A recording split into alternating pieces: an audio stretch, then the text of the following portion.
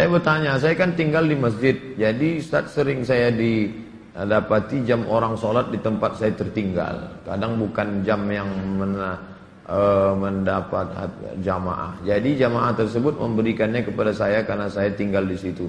Bagaimana itu Pak Ustaz? Buat pengumuman kehilangan, pernah saya buat gak ada respon. Sekarang di kamar saya ada 2 jam orang tertinggal.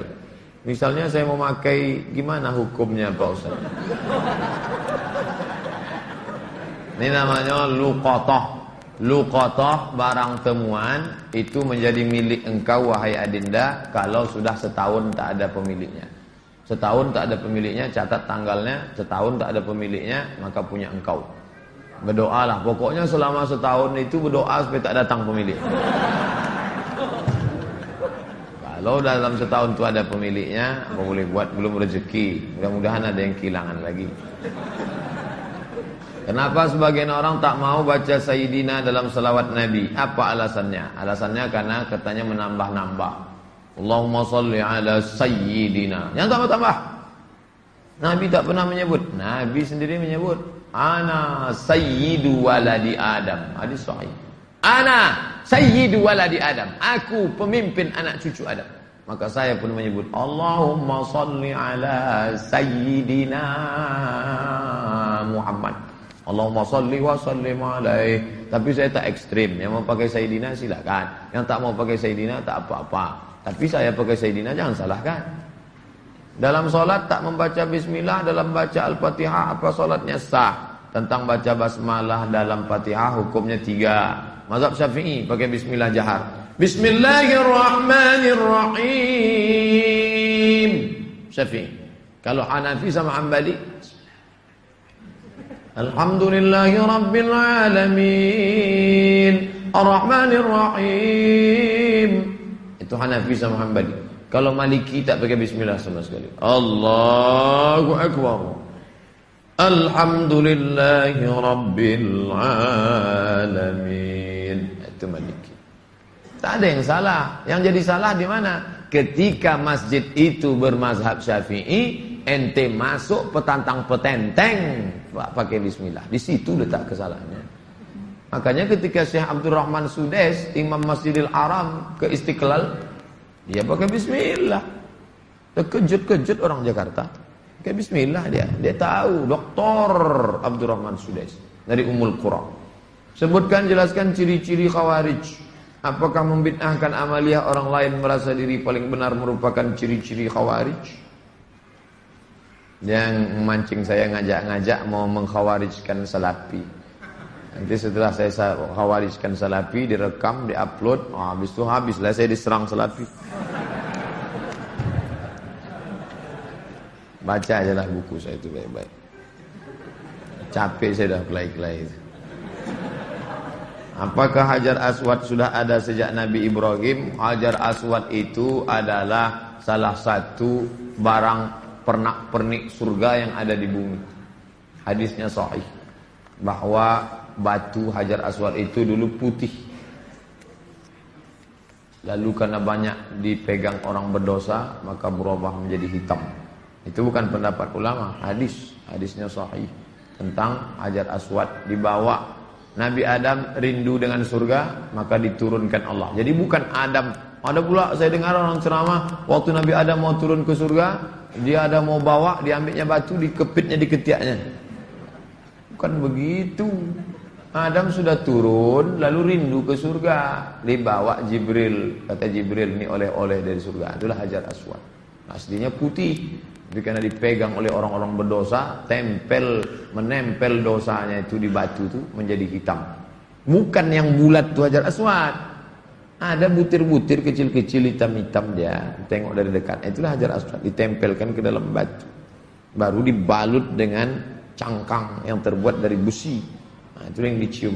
Batu kecil-kecil dalam. Yang besar itu batu biasa, ditempelkan ke dalam batu biasa. Hajar Aswad. Kalau istri tadi putih kemerahan, panggil dia Humaira. Kalau hitam ya Hajar Aswad. Jangan marah dia. Umur saya 24 tahun. Sekarang saya sudah kerja di perusahaan A. Saya baru diterima di perusahaan B yang merupakan pekerjaan impian saya. Tapi jika saya mengambil pekerjaan di perusahaan B, saya tak boleh menikah selama setahun. Sedangkan calon saya tak mau menunggu karena orang tuanya sudah tak bisa menunggu. Menurut Ustadz gimana? Karena di satu sisi saya ingin bekerja di perusahaan B karena gajinya lebih besar dan itu pekerjaan impian saya. Tapi penempatannya di luar kota. Jika jadi menikah kami bakal LDR. Tolong Pak Ustadz, ini tak ada masalah fikih, ini masalah perasaan. Saya hanya bisa menjawab masalah-masalah fikih. Adapun masalah perasaan,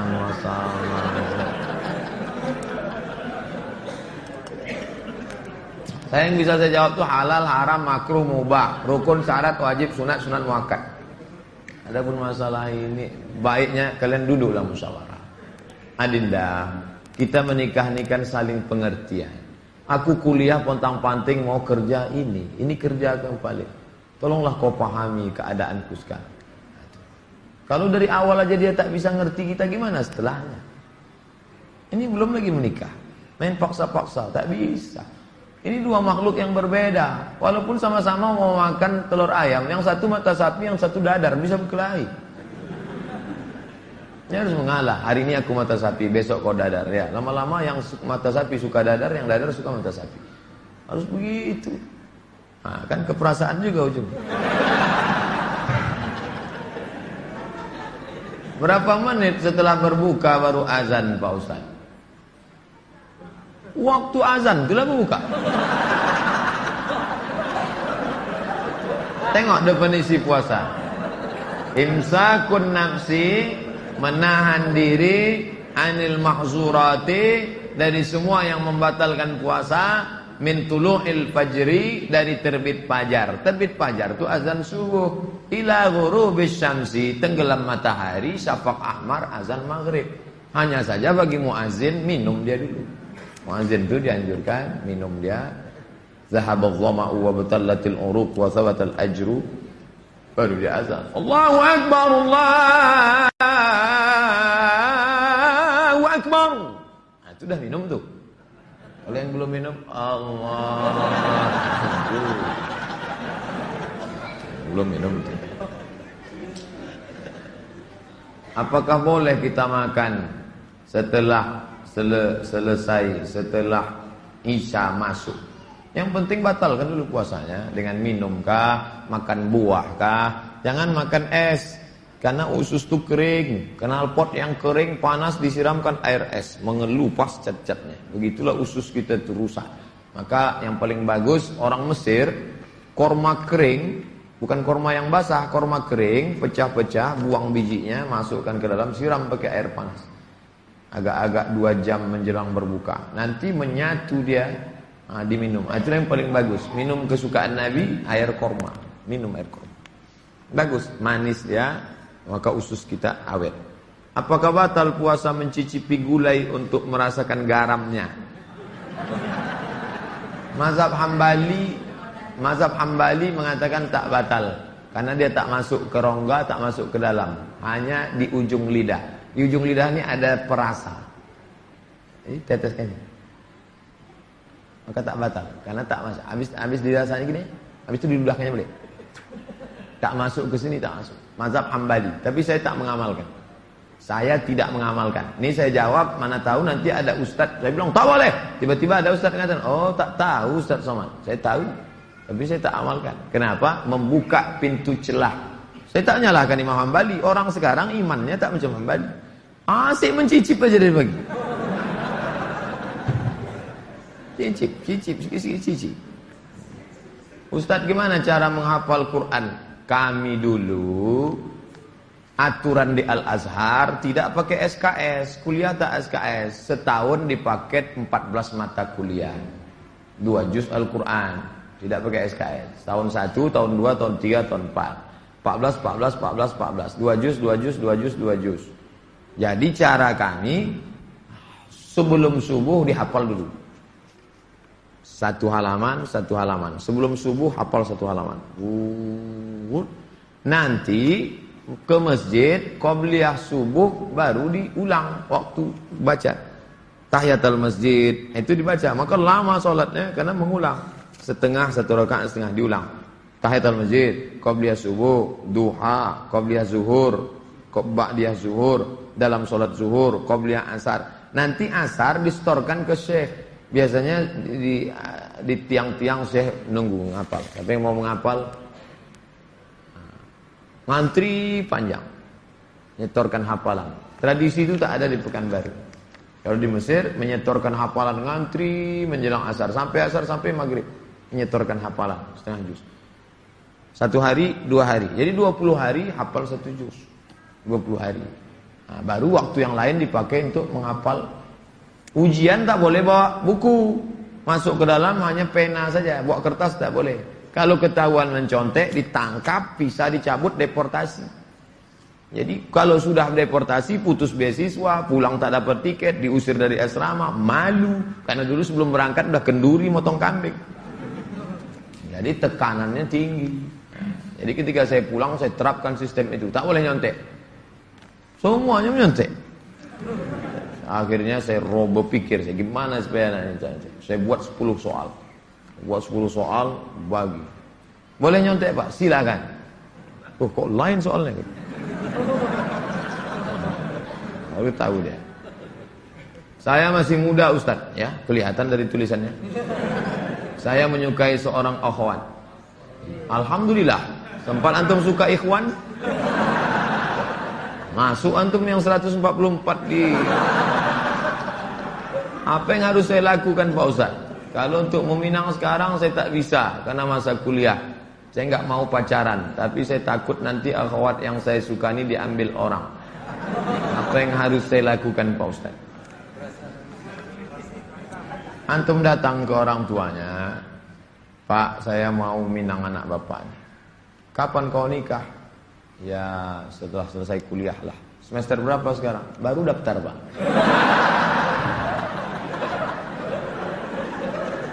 Itu rasa-rasa biasa saja itu adik-adik sekalian. Nanti setelah sekalian kuliah, banyak yang lebih cantik, lebih mantap dari itu. Anggap ingin lalu aja.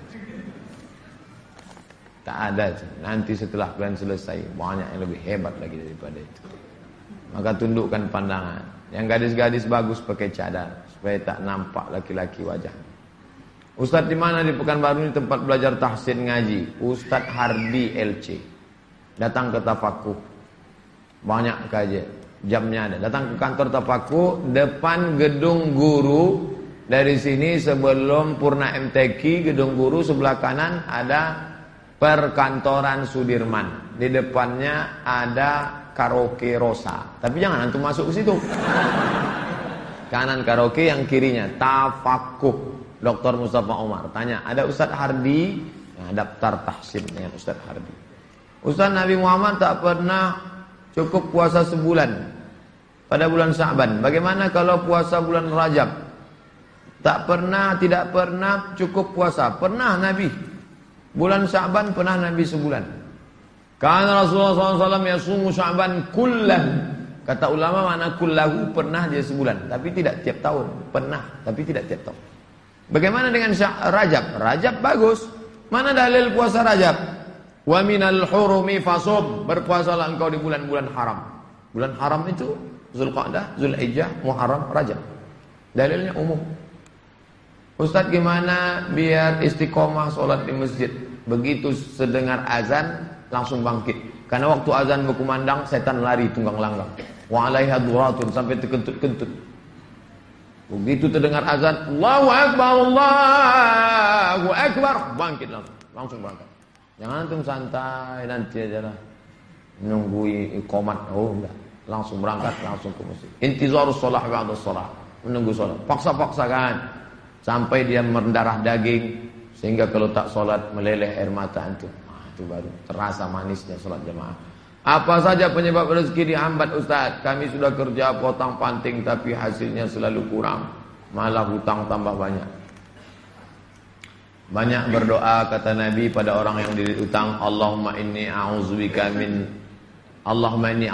minal hammi wal hazan wal ajzi wal kasal wal jubni wal bukhul wa dhala'id daini wa ghalabatir rijal. berusaha. Kalau engkau belum diberi Allah, husnuzan pada Allah.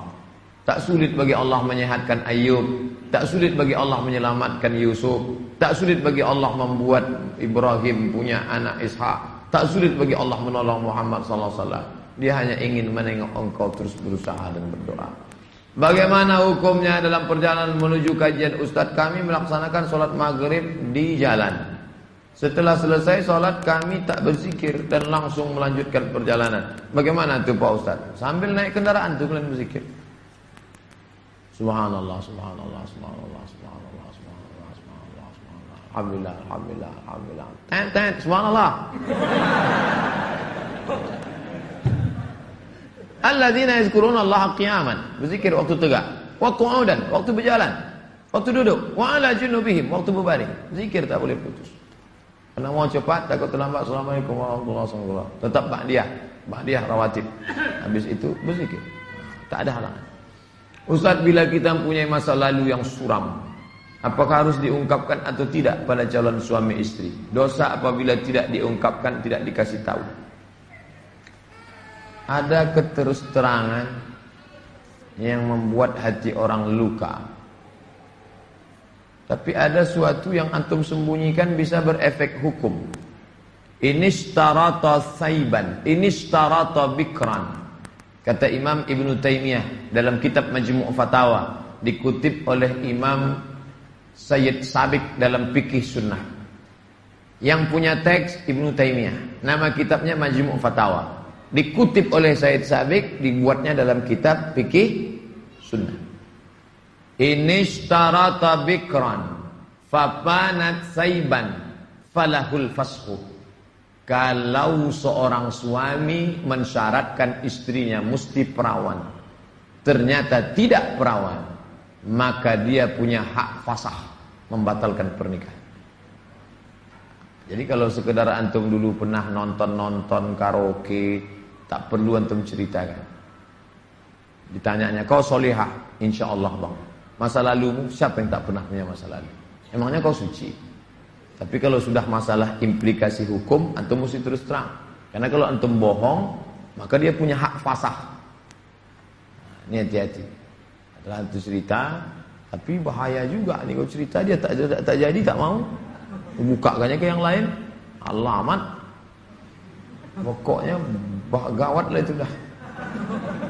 Bila wanita menolak menikah karena alasan menuntut ilmu yang disuruh orang tuanya, bagaimana menurut Pak Ustadz? Kenapa dia tak mau menikah? Ayahnya maksa dia harus selesai S3 baru nikah. S2 23, S3 tambah lagi, S2 25, S3 3 tahun 28. Kau setelah doktor baru boleh menikah. Begitu kata bapaknya. Hadapi bapaknya. Keras bapaknya nih Pak Ustadz. Bapaknya orang apa? Orang Kabupaten Kampar. Ajak Ustadz Mustafa Umar.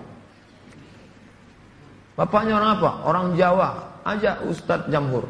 Jumpa sama Ustadz Jamhur. Assalamualaikum, Waalaikumsalam. Pripun kabari apik? Oh, katanya bapak tak mau ngasih anak bapak nikah sama dia. Saya bukan tak mau, itu saya ngasih alasan aja biar tak jadi sama dia. Ini orangnya baik Pak, baik orangnya, sopan. Oh, jadi ada pintu celah masuk ke dia. Bapaknya itu kan manusia, bukan robot. Ada hatinya. Kau sentuh tepat di hatinya, dia akan jadi milikmu untuk selamanya. Sebelumnya mau ucapkan selamat milad ke-40. Bolehkah itu mengucapkan selamat ulang tahun? Saya tak merasa 40. Saya lahir tahun 1397 Hijrah. Jadi umur saya sekarang sudah 42 tahun. Saya pakai Hijriah. Maksud pertanyaannya, bolehkah mengucapkan selamat ulang tahun? Pernah tak Nabi mengulang hari ulang tahunnya? Ya Rasulullah, kenapa engkau puasa hari Senin? Zaka yauma wulidtu, hari Senin aku lahir. Ada dia menyebut hari kelahirannya, tapi diisinya dengan ibadah. Kalau mengingat hari lahir dengan sedekah anak yatim, pergi ke jumpa Pak Yazid, sedekah. Pak Yazid, berapa anak yatim di sini? Ada 200. Tolong keluarkan. Semuanya, 5 orang aja Pak. Iko ada nasi bungkui kok. Makan bersama. Dek, makan ya. Adik kenapa tinggal di sini? Ayah saya meninggal, adik. Syukur atas nikmat. Tak salah. Tapi kalau dikumpul kawan-kawan, hari ulang tahun, dipecahkan telur ayam, telur itik, telur bebek, dikasih pula ini, diikatkan di tiang listrik, disiram kopi, rupanya ada kabel telanjang, kontak mati. Buat dosa aja. Saya punya teman, suka sekali berjudi. Sudah berkali-kali saya nasihati, tak juga mau berhenti. Saya suruh teman lain juga tak mau. Bagaimana cara menyadarkannya Pak Ustaz? Panggil polisi. Angkat. Banyak jamaah kita polisi. Nanti saya kasih nomor. Jamaah kita banyak polisi. Saya kasih nomor. Di mana dia selalu main? Dia tangkap.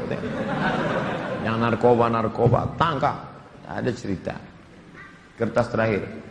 Boleh sholat berjamaah di masjid agak jauh dari rumah, tapi musola lebih dekat dari rumah kita. Bagaimana yang lebih baik? Kalau di masjid yang jauh itu engkau pergi karena ada pengajian Ustadz Mustafa Umar, ada pengajian Ustadz Mawardi Muhammad Saleh, tapi masjid yang dekat tetap ada sholat berjamaah, boleh.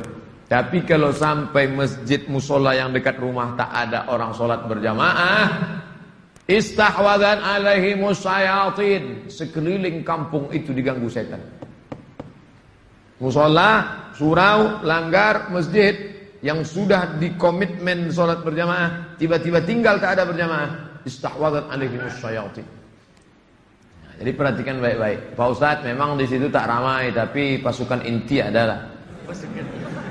Oke, tak masalah. Antum pergi ke masjid sana karena ada pengajian di situ. Tapi kalau sampai kosong, antum yang azan di situ, antum azan sholat dulu, selesai sholat baru pergi ke sana. Azan subuh sudah siap di masjid musola. Kita sholat sunat fajar di rumah. Siap sholat sunat baru kita ke masjid. Apakah sah sholat? Apakah sholat sunat kita itu? Sholat sunat di rumah, rumahnya dekat. Tapi kalau rumahnya jauh, sholatnya di masjid. Nabi sholatnya kan di rumah. Nabi itu jarak dia 22 meter. Dari mimbar Nabi ke dinding kamar Nabi 22 meter. Kita berapa kali belok? Terakhir, apa boleh sholat tarawih di masjid jauh dari rumah kita, sedangkan masjid musola ada dekat? Sama jawaban macam tadi. Ala hazihin niyah al-fatihah. A'udzubillahi minasyaitonir rajim. Bismillahirrahmanirrahim. Alhamdulillahi rabbil alamin. Ar-Rahmanir Rahim. Maliki yaumiddin. Iyyaka na'budu wa iyyaka nasta'in.